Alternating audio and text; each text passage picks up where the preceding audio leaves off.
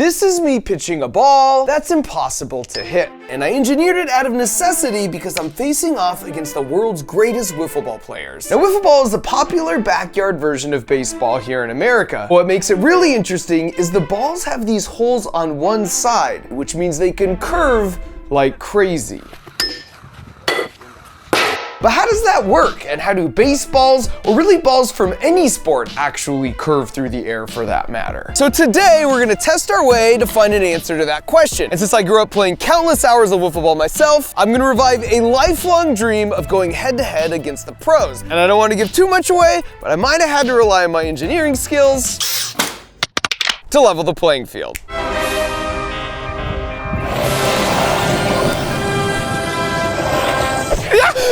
Now, the whole idea for this journey of discovery started with an impromptu visit to my childhood home in Brea, California. Last time I lived here was over 2 decades ago, so I'm just gonna go ambush him. I want a tour! Hey, what's up? I'm Mark. How are you? Good, how are you? Good. I used to live here. Kinda. Oh, word got out. So after meeting the whole family, they were kind enough to let me take a walk down memory lane. Oh my gosh. If these walls could talk, you know? I used to keep my micro machines right in this little cabinet here. Up there on the roof is where me and Scott Glacier used to throw water balloons on my sister and her friends sunbathing down here. That's an option for you kids. I also took the chance to confess that all the holes in their metal shed were errant shots from a homemade crossbow I fashioned in 8th grade. There was a target. I wasn't very good at it, apparently. But what made me most happy to hear is how all the neighborhood kids still played out front all the time. Because while that may look like just a street to some, for us it was a soccer, hockey, basketball, and baseball stadium where long forgotten neighborhood legends were born. Where each game always felt so big and the only thing that could stop us was when the streetlights came on, signaling it was time to go home for dinner. And to my absolute delight, they let me hop in the game. I'm gonna go ahead and call it right out of the gate. And look, I'm not gonna say it myself, ah! But were there some murmurs that Mark, the long ball legend Rober, had returned?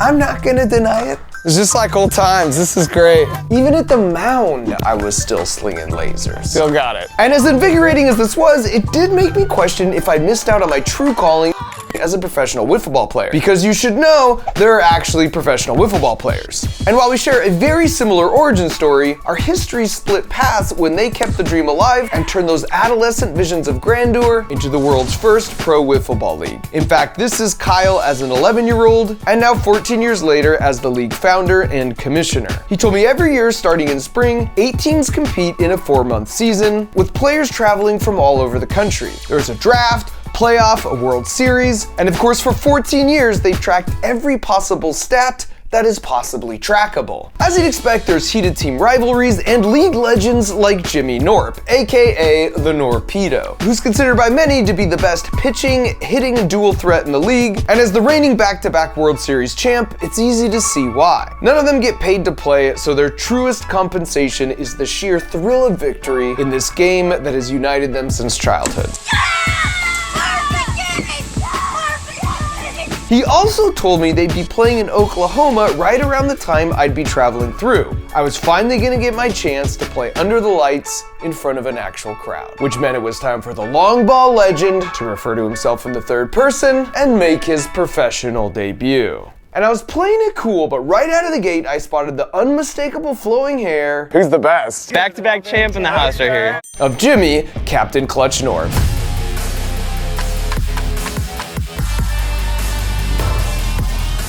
This was definitely the big leagues. So how many per team? We like to do 3v3. So we divided up into teams, and it was game on. All right, here you go, Jimmy.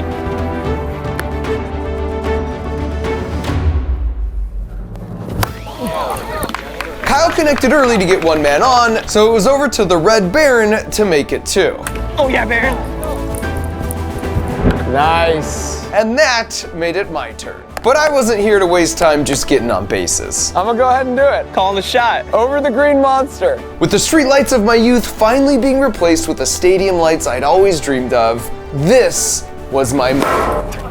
Uh-oh. What? That feels impossible to hit. Now, just like in baseball, in wiffle ball you get 4 balls and 3 strikes. And it's a strike if it hits anywhere on the rectangular pipes, or more embarrassingly, the metal plate in the middle. I'm sorry, team. And with the crowd visibly unimpressed, I swapped with Kyle to pinch run at second base. No! Everywhere I go, I'm getting out. So we had 2 outs, but now that I'd cleared the cobwebs out, I could just sense things were about to change. Well, I think we all know I was always more of a pitcher anyways. It was time to give these boys a little taste of old school suburban California street ball, because Jimmy Norp's reign on Mount Olympus had come to an end. Oh, whoops. Do you take a base on that?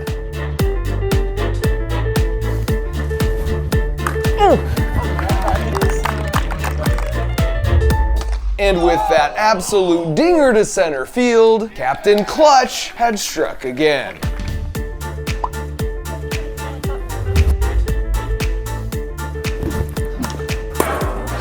That's witchcraft! And look, I'm not proud of my performance, but in my defense, unlike the West Coast ball I grew up playing, in the pros, as you can see here, these pitches were moving 10 feet left to right. It's like the ball had propellers, and it makes it nearly impossible to figure out if it's a pitch you should swing at, or a pitch you should duck from, or perhaps both.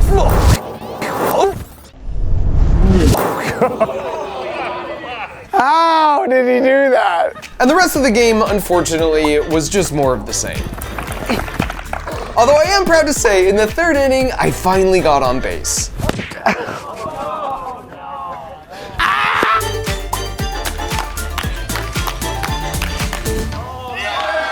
And so despite all my best efforts, they narrowly edged us out for the win. This was not how it was supposed to happen. It was gonna be a long plane ride home, but truthfully, a plan was already forming in my head to science the crud out of this and use my engineering abilities to level the playing field. And step 1 was to fly Jimmy and Kyle out to Crunch Labs to study exactly how they can curve a ball as much as they do. And after making a bunch of observations and gathering a bunch of data myself, I then marched them straight over to the home of the San Francisco Giants, because they're regarded as the team with the most advanced pitcher development program in all of Major League Baseball. Wow, this feels pretty big. And right out of the gate, I was incredibly relieved to see their elite players and coaches struggling against the Norpedo just as much as I did.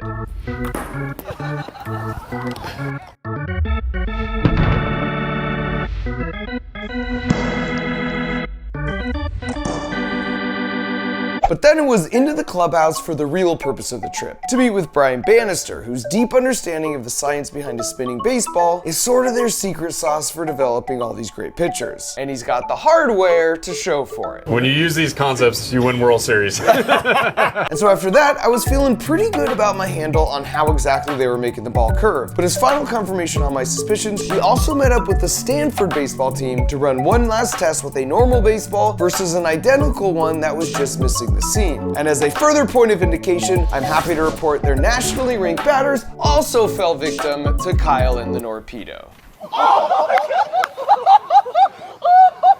And so after my extensive data collection, research, and interviews, here's the answer as to how any sort of ball curves through the air. And it starts with a riddle. Let's say you're an astronaut on the space station and you go out for a spacewalk to fix a solar panel with your big wrench, and as you're heading out, you get distracted by the view and miss grabbing the handle, and now you're very slowly drifting away. What do you do to save yourself? And you might say, well, you just sort of swim your way back. But in zero gravity, as demonstrated here by an actual astronaut, you can flail your arms all you want, but your center of mass won't actually move. All right, so did you think of the answer? The trick is you throw the wrench as fast as possible in the opposite direction, and that will give you just a little push to slowly move you back to the space station. And this makes intuitive sense, right? Like if you're on a skateboard and you throw something heavy to the right, you're gonna move back to the left. Nate! You had one job! Well, this is exactly how rockets move around in space where there's no air. They create a chemical reaction from their fuel to make a lot of tiny wrenches, and they just throw them out of the back really fast, and the rocket naturally has to go the other way,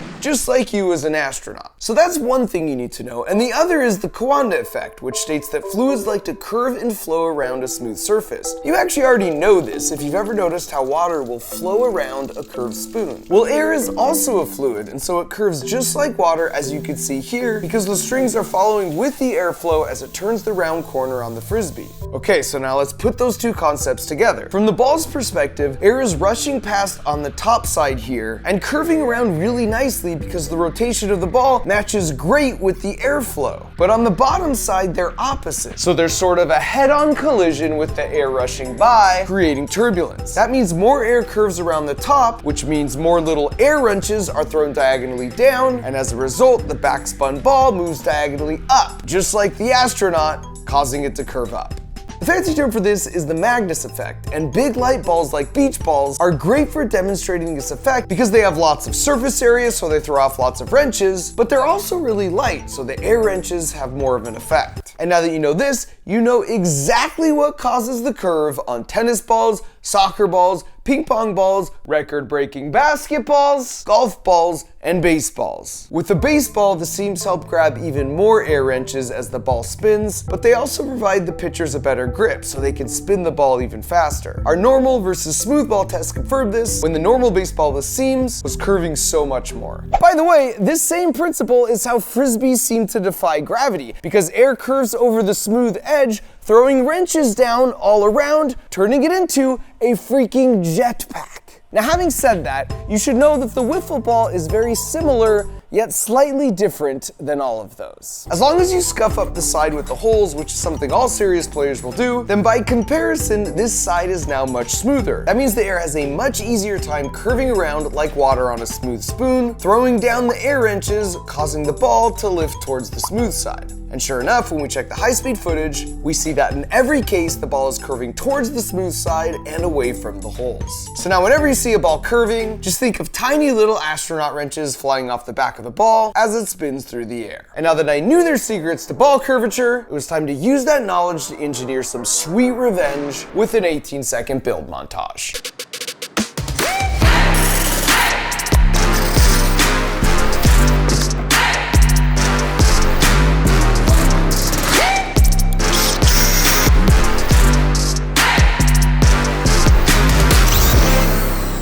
And so it was back to Oklahoma with a duffel bag full of surprises, addressed specifically for Jimmy Norb. But before we get to that, you might have noticed Crunch Labs has a new addition. My backyard. That's because to fight summer brain drain and make this your least boring summer ever, we created Camp Crunch Labs. Now, Camp Crunch Labs is a 12-week virtual summer camp featuring weekly videos with mega experiments that I do, and then weekly super challenges that you do. And the best weekly challenge submission of the whole summer, it's a platinum ticket to come out here with me for the biggest mega experiment of them all, the final video of the summer. On top of that, usually the Crunch Labs build boxes, where we build a really fun toy together, where I teach you all the juicy physics of how they work, comes every month. But to coincide with the Camp Crunch Labs weekly challenges and videos, we can ship them to you every week. Yes! Look! So if you want a 12-week summer camp where you can learn to think like an engineer with 0% chance of bug bites and poison ivy, head to campcrunchlabs.com to reserve one of the limited spots, and I'll see you at summer camp. Oh, look who it is. Got you a look little at that. something. Number one. I took the opportunity of admiring my new gift to avoid making eye contact with the Norpedo and his tactics of intimidation. Got a bag of stuff here. Should be a little bit better than last time. Play ball. The rematch was officially on. All right, I'm at the mound. Let's go. And word must have spread because an even larger crowd had gathered to watch. Playing with the pros had been my childhood dream, yet my last outing was closer to a nightmare.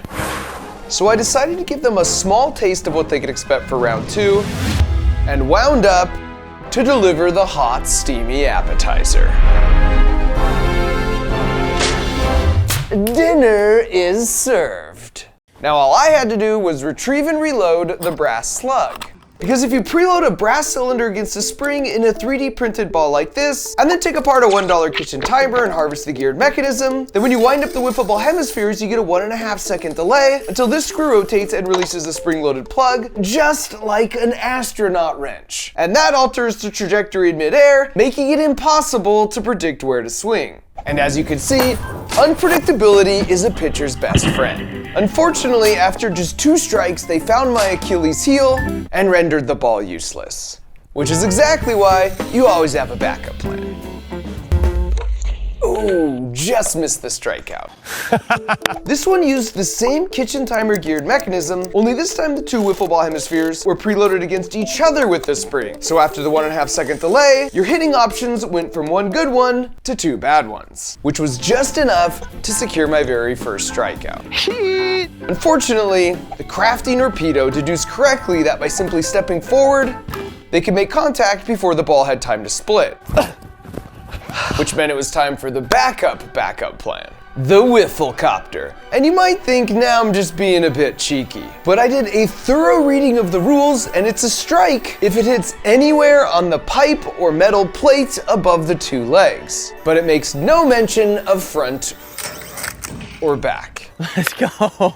Let's go. Exploiting loopholes. Unfortunately, my smugness was short-lived, because you don't become a professional wiffle ball player without a tremendous amount of hand-eye coordination. So with 2 runners on, it was time to level things up with this 3D printed, triple 10,000 RPM flywheeled monstrosity of a personal pitching machine, aka the Demogorgon. Now the Demogorgon is calibrated to launch his cruise missiles at just under the 74-mile-per-hour speed limit on pitches in the league. The only problem is that kind of speed requires a lot of flowing electrons, and battery power soon became a concern. And that's just not a position you want to find yourself in with Captain Clutch at the plate, sadly giving them the first lead of the game. And I was concerned things would start to get away from me, but thankfully, Jimmy can't take every at-bat. And after a pop-up and a routine catch by the Red Baron, I'd survived the first inning with only 1 allowed run to show for it. For the first time, I was feeling good about our chances, which meant it was time to show the world I was more than just a pitcher.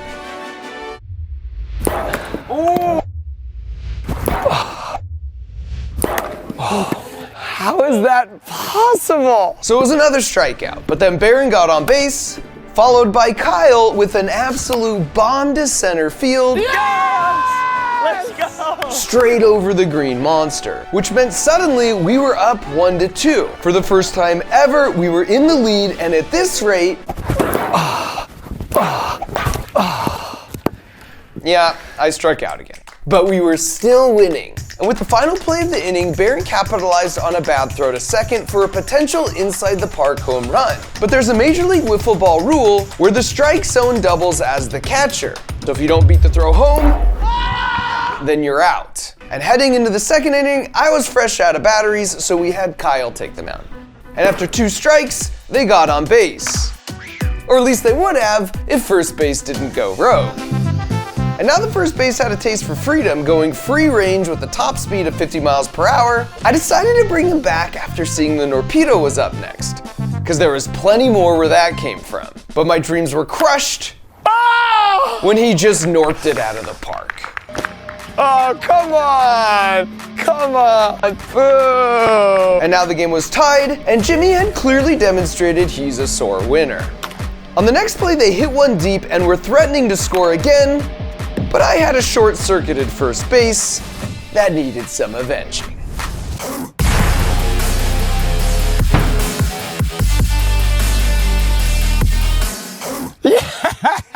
And with them ahead 3-2 headed into the bottom of the second, this was the perfect time for my lucky bat.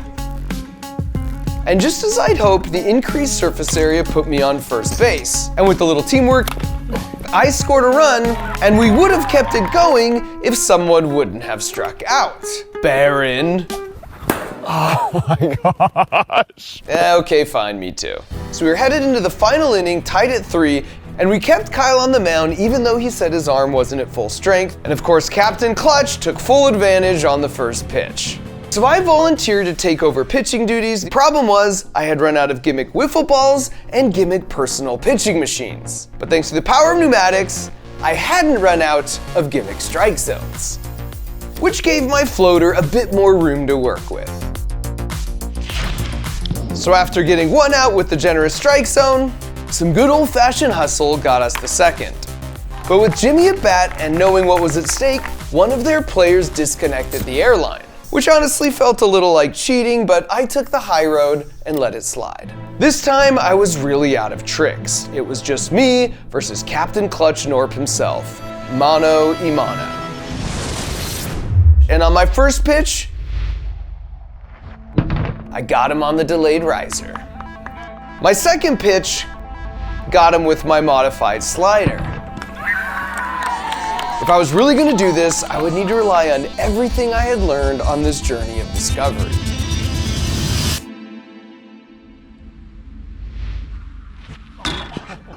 And that was strike 3. I had struck out the world's greatest wiffle ball player. And earning that subtle nod of mutual respect from the Norpedo sort of felt like a Michael passing the torch to Kobe type of moment. And down by 1 headed into our final at-bat, it lasted about as long as it took to immediately strike me out again. That wasn't cool. Now the game wasn't over yet, but instead of the 2 runs we needed to win, we quickly got 2 outs. But Baron kept our hopes alive with the base hit. And by some absolute miracle, I finally got a real hit fair and square.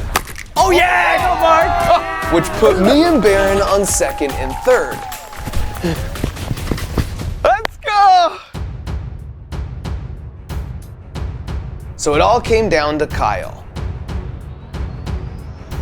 And as soon as I saw contact, I knew it wasn't enough to clear the wall. So I started my mad dash with my sights set on home plate. It was a risky move, but I knew it would mean victory for our team. With Jimmy taking the cutoff at second, the gauntlet was thrown.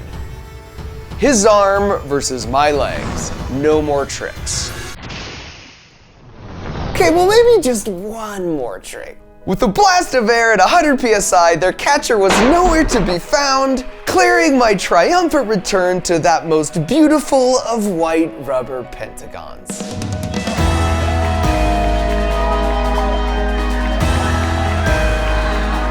As we celebrated the game, it almost felt like at any moment the streetlights would come on, signaling it would be time to head home for dinner. And I was reminded of a truth it feels like Jimmy and Kyle and all of their buddies have never lost sight of. Finding something you're truly passionate about that brings you joy is one of life's most lovely gifts. Mark, what did you learn today? And if you're lucky enough to have found it, you should protect and cherish it like your most prized possession. Have you ever seen a firewood chopping robot? Well, now you have. And while he can chop more than just firewood, his Jenga skills are severely lacking. Welcome to your least boring summer ever, aka Camp Crunch Labs. What the heck is Camp Crunch Labs, you ask? Well, it's a 12-week virtual summer camp featuring weekly videos with mega experiments that I do, and then weekly super challenges that you do. And the best weekly challenge of the whole summer will get a platinum ticket to come out here with me to film the final video, where the mega experiment is so big, I'm only like 20% sure that this roof is going to survive. On top of that, usually the Crunch Labs build boxes, where we build a really fun toy together and where I teach you all the juicy physics of how they work, comes every month. But to coincide with the Camp Crunch Labs weekly challenges and videos, we can ship them to you every week for 12 weeks straight. So don't spend summer super bored forgetting everything you learned in school last year, and instead come to Camp Crunch Labs, where you'll have a blast. Growing your brain in delightful ways as you challenge yourself and learn to think like an engineer.